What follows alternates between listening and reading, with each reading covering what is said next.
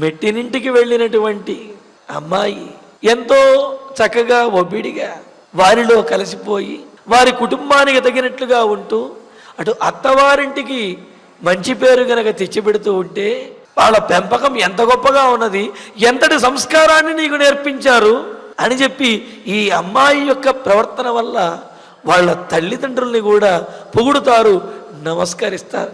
లేకపోతే ఇంతటి సమర్థత ఎలా వస్తుంది అని చెప్పి అంటారు. ముఖ్యంగా ఈ కోడలు యొక్క తల్లిని మెచ్చుకుంటారు.